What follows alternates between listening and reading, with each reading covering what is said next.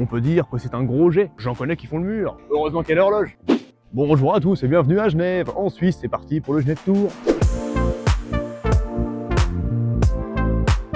Située à l'extrême ouest de la Suisse, Genève est la capitale du canton de Genève, en Suisse donc, et compte environ 200 000 habitants. Son histoire débute avec les Romains dans l'Antiquité. Elle est aujourd'hui un centre diplomatique et international majeur. Elle abrite d'ailleurs un siège de l'ONU, et d'ailleurs elle est aussi dans son histoire connue pour la réforme protestante.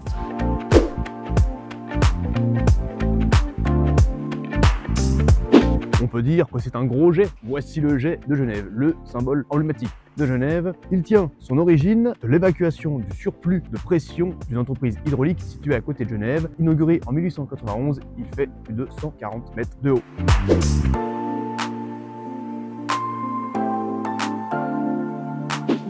Je suis en retard. Ah mais non, heureusement qu'il y a l'horloge. Voici l'horloge fleurie située dans le jardin anglais de Genève, inaugurée en 1955. Elle rend hommage à l'industrie de l'horlogerie suisse. D'ailleurs, chaque saison, elle change de design.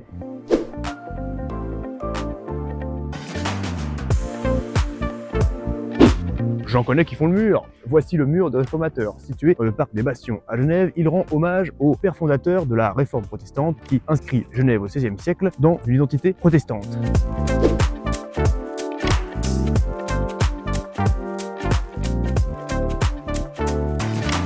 Attention, ça proteste. Voici la cathédrale Saint-Pierre de Genève, érigée au IVe siècle, puis reconstruite sous style gothique au XIIe siècle, puis ensuite elle était le siège de la réforme protestante au XVIe siècle. Jean Calvin y enseignait, y prêchait. Elle abrite des fouilles paléochrétiennes et des fouilles archéologiques romaines.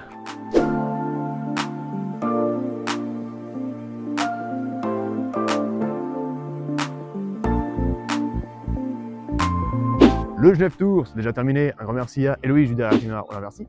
Quant à nous, on se retrouve très bientôt pour un nouveau tour en Europe et au-delà. Allez, la bise!